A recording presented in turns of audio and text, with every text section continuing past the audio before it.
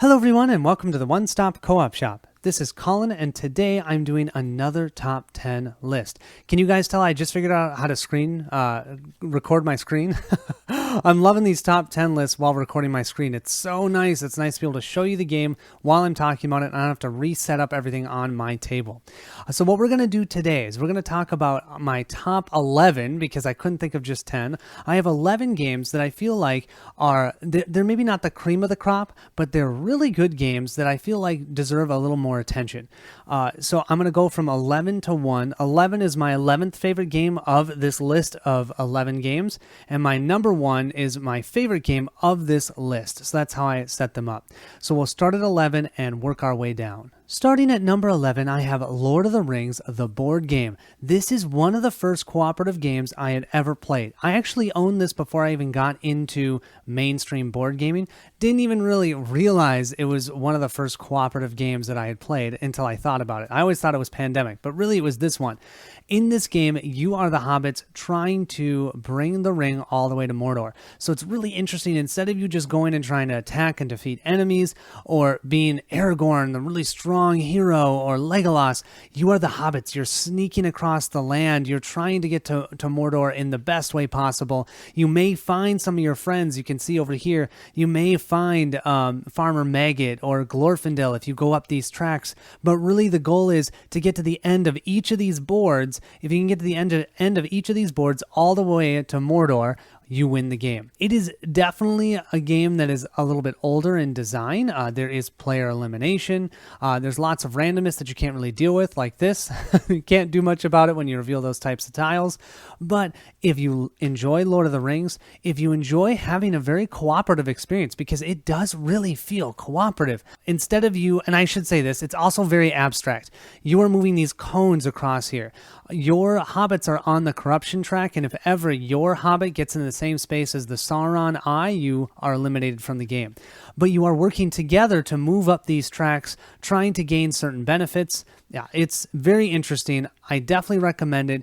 It is not hard to find because it's so old, and I do think a new collector's edition is coming out. So that's Lord of the Rings, the board game. Number 10 for me is Star Trek Frontiers. Now, this game is essentially Mage Knight in a little lighter of a version with what I think is a better theme. And I wish more people talked about it and more people were interested in it, because if, let's say, your ultimate goal was to get to Mage Knight, this is a great stepping stone. The game is very similar. What you're trying to do is, well, in the solo game, you're trying to defeat 2 Borgs. If you do 2 Borg cubes, you defeat those 2 Borg cubes, you win the game. But there's also different scenarios. If you get one of the expansions, you can actually go against Khan, which is really cool. But it has a lot of the rules are easier to deal with than in Mage Knight. For example, when you attack enemies, you can always attack them when you're adjacent to them. You don't have to actually be in their space. So movement isn't as challenging.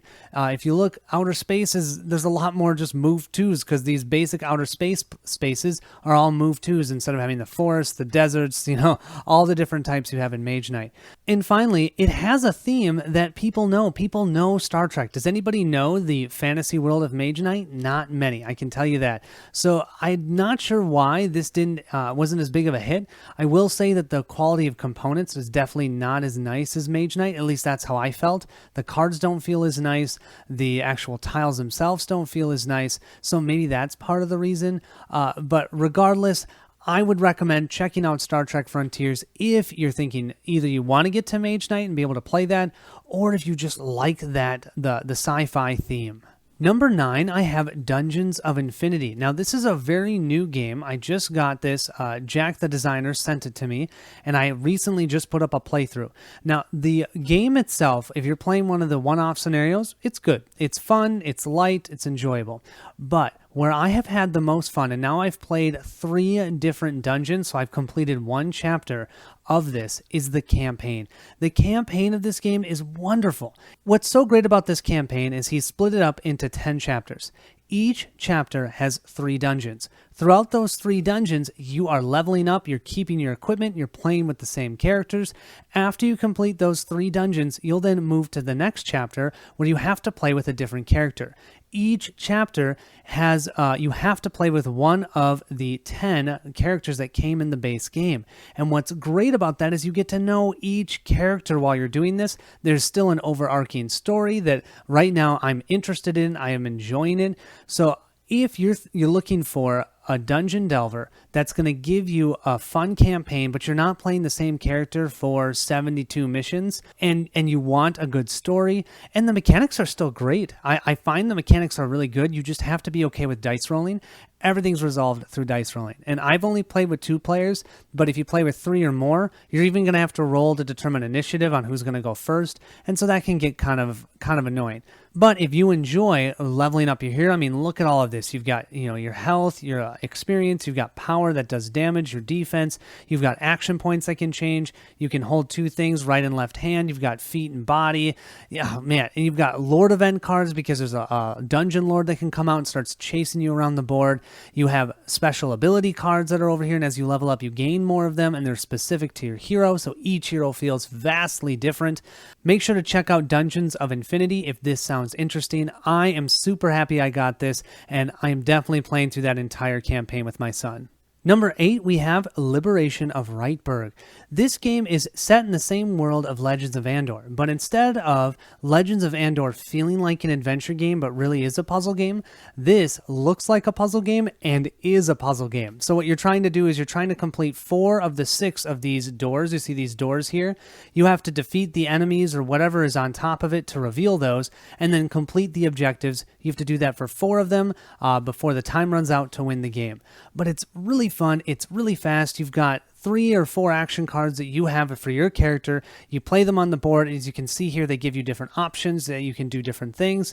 And you have to work together to do that. It's a great solo game. It's a great cooperative game. It is very puzzly. And I will say that I've played it, I think 8 or 9 times, and I haven't pulled it out since then. But it is one that if you're playing with relatively new gamers, it's easy to understand. And I would say it's they can jump right in. So definitely one that if you enjoy the puzzle theme, you enjoy having a fantasy setting, but it doesn't feel like an adventure game. This is really just a puzzle game. Yeah, I don't know why more people don't talk about it because it plays so well, and it plays so well solo too. So that is Liberation of Reitberg. Number 7 is Terminator Genisys Rise of the Resistance. Now, I've talked about this game a few times on a couple different lists, and that's because I feel like it was just totally missed. It was passed right over. It is a dungeon delver, scenario-based, campaign-driven game that plays really well. You've got dice, your 4 action dice, you're going to roll them up. They're just D6s. And then depending upon what they are, you can use them to move, you can use them to activate your weapons, you can use them to activate your weapons to attack enemies that you can see right here. When you do that, you'll actually roll a different set of dice. Roll those up, you're looking for hits. It plays very well. It plays quick. It's easy to understand. I like that there's an actual story. The story is okay. It's not amazing. And from what I hear, I've never seen the movie, but the movie that it's based on is not that great. So be that all that it may, you might not love the theme, but it is a sci-fi theme, so it's something different than your fantasy tropes, and it's got really unique mechanics. Like, for example, if I'm the yellow player, after I activate, all the yellow enemies go. So you get to decide who wants to go when, and if I go, then that yellow enemy is going to activate and it's going to attack you. Yeah, and you can see this is where you're going to put your dice to activate your weapon. You'll roll 3 attack dice, you have this range, and if you use a 5 or a 6, so you use a higher die to activate that, you get a specific ability. It's really cool. I can't wait to get this back onto the table. It's not expensive. There's an expansion as well that adds another story campaign. I definitely recommend this one, Terminator Rise of the Resistance. Number 6 is Stygian Society. I feel like I haven't heard anybody talk about this game. This is a tower cube, or a cube tower dropping game. You're going to take cubes that you will be able to use as a hero, as well as cubes that are used by the enemies. You're going to drop them down a tower. They're going to either fall onto the board over here, or they're going to fall into this graveyard where they get doubled. Their value is doubled. If ever there's enough cubes for the enemies to activate, they will. And then after they activate, you can use the cubes that are over here for the heroes, the white, the blue, and the green. And it's really, really cooperative. It's really fun. You have tension. You don't know which cubes are actually going to fall out of the tower because there's a bunch of stuff inside of the tower to stop some of the cubes there. So I may drop 3 blue ones in there, but only 1 comes out, for example. The game has a great way of cooperating. You can see on here, you see that gray cube there? That means I can drop any colored cube. So I could say, oh, you really need green cubes. So I can do 2 blue and a green, and then that way I can leave the green out on the table for you, and you already have 1 green when you activate, so that then you can hopefully activate a stronger ability. And also, each of the different dungeons that you have to go through or levels have different enemies, all with different abilities. It's so cool. Couple negatives though. The game is long. It can feel very long. I would recommend splitting it up when you play it. Maybe do a half, take a break, and do another half. Or you can push all the way through if you're playing with gamers. I play with my son, and it was just hard for him to play the whole time because it's long. Also, sometimes you know what's going to happen in a fight, but you have to play it out. You know you're going to win, but you got to keep dropping cubes until you get the exact right cube to be able to deal the 2 wounds to a target, for an example, like this one. So there are times when that happens, but overall, I feel like this game is super fun and super unique. I can't think of any other cube dropping cooperative game. So check that out if that sounds interesting to you.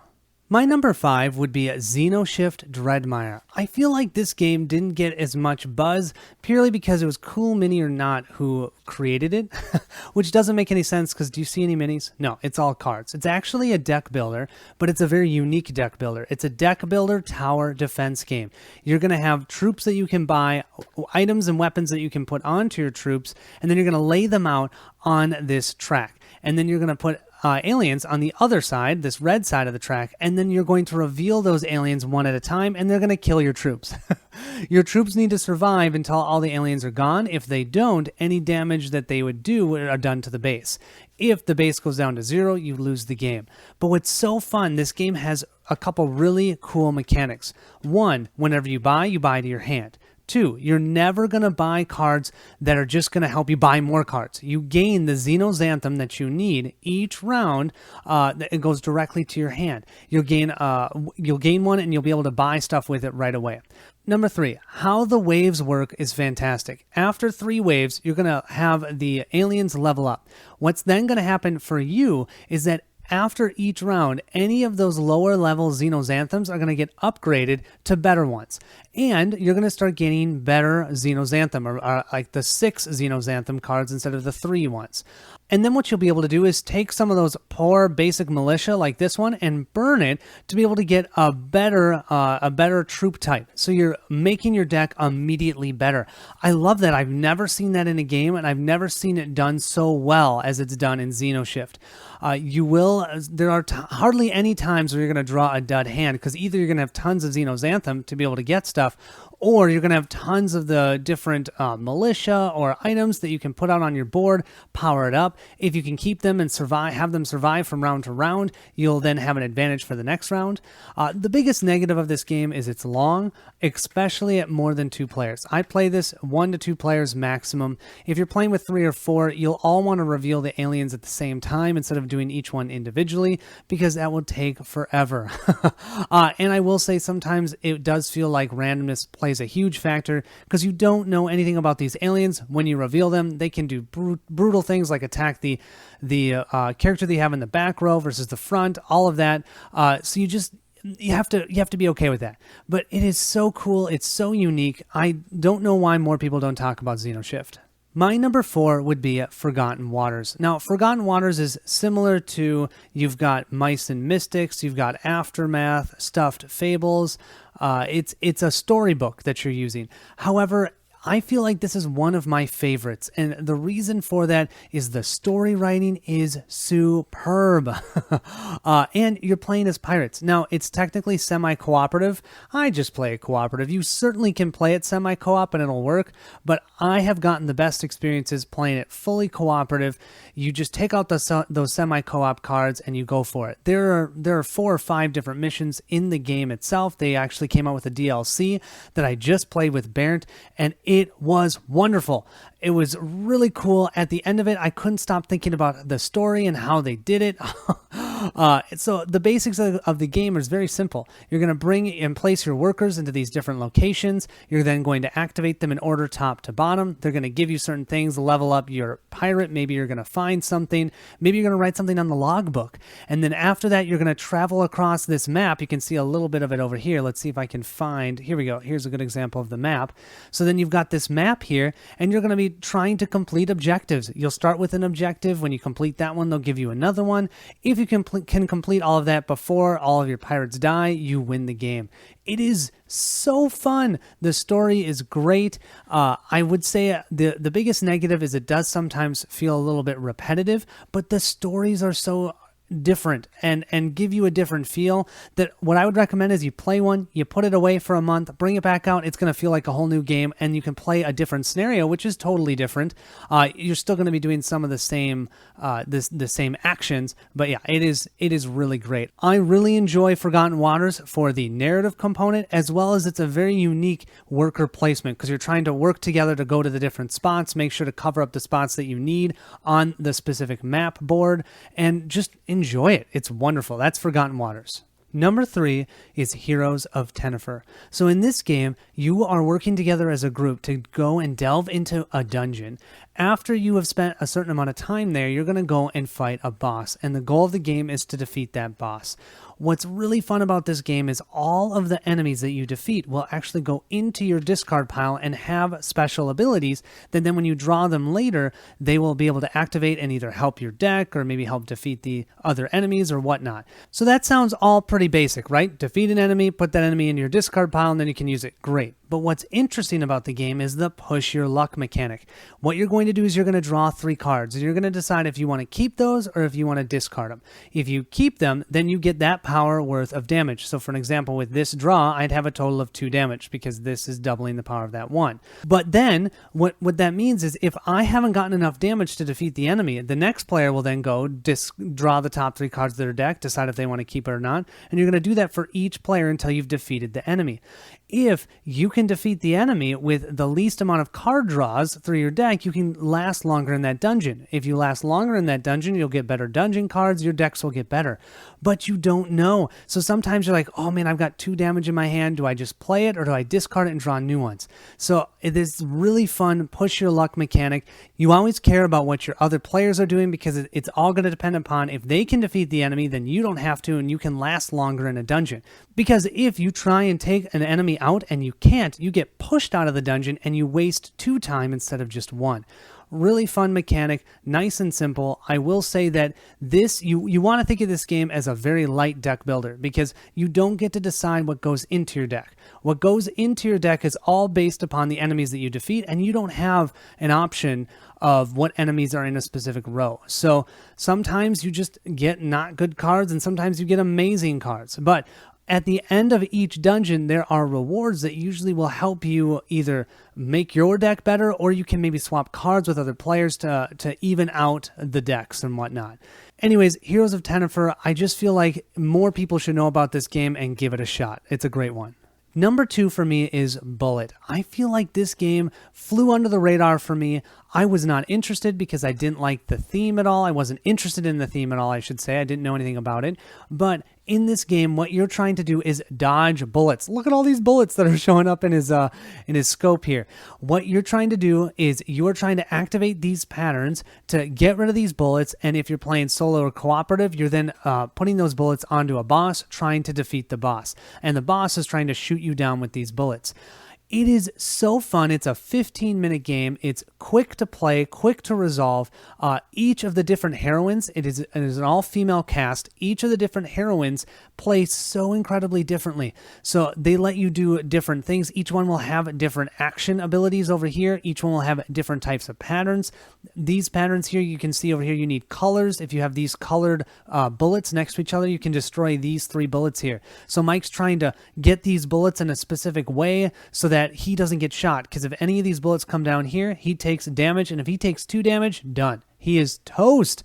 So it's really fun. It's fast. It's quick. You can play competitive. You can play solo. You can play cooperative. It basically feels like Tetris 2.0. I would way prefer to play this over Tetris. You're trying to spatially put bullets in the right spot so you can destroy them and take down a boss, or if you're playing competitively, another player. And I would say from a negative standpoint, I can't think of many negatives for Bullet other than I'm not a huge person on the theme, so the theme doesn't do anything for me. I don't really understand what exactly is going on, but it doesn't matter because this game, it's all about the mechanics. I love it. Bullet. My number one hidden gem, and this is one that Mike just did a playthrough on, it's called Paleo. And Mike also told me about this one. This game, I cannot get enough of it. I can play it with my 6-year-old. I can play it with my 32-year-old wife. I can play it with my parents. All of them understand the game, have fun with it. It's fully cooperative. It's quick to play. It doesn't take too long. It's very interesting. It's mission-based. Oh, I love it. So in this game, all you're trying to do is build a painting, but you don't know how you're going to do that. And each mission has different things that are going to come at you, whether it be wolves, mammoths, the snow. Those are the scenarios I've played so far.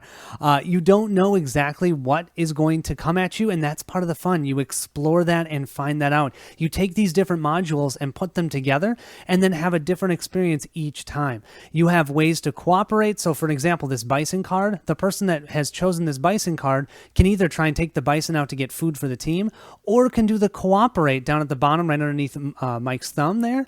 And when you do that, you can actually help other players, so we could help with whatever that other card was on the other side. So it's very cooperative. You care about what other players are doing. It also doesn't take long to play. You just have that deck of cards. You go through it, then you do some end of round effects, and you do it again and again until either you have 5 skulls or you've completed a painting. And I mean, it basically is Friday on steroids, and it's cooperative. So you can think of Friday where you're going through, and each time you go through, you get a little bit stronger. You get to know a little bit more about what the cards are in the decks. Yeah, it's the same type of thing here. The other fun part about this game is you can see the backings of the cards. They're all important. They tell you a little bit about what is behind that card. Or sometimes it might surprise you. You might go, oh, a red card is generally bad. Oh, maybe this one isn't bad. Stuff like that. But yeah, Paleo, I cannot believe more people are not talking about this one. If you find it for a reasonable price, pick this one up now. You will not be disappointed. I've played it with all types of people, and all types have loved it. I will not stop praising this one. Paleo, I don't see any negatives really, other than there's only a limited amount of missions. But then you can take the different missions and put them together and make your own. So really, so far, I can't say anything bad about this one. Paleo, check it out. If you've gotten to the end of this video, thank you so much for watching. Hopefully, 1 or 2 of these might have sung to you or seemed interesting to you, and you can go ahead and check them out. All of them we have playthroughs on the channels. I'd say over half of them we have reviews on as well by Mike. Make sure to check them out. Let me know, what are some of your hidden gems, especially in the cooperative and solo area, because I might want to check them out. I love finding those games that not a lot of people know about and that are super good. So let me know. Thank you so much for watching, and I will catch you at the next stop.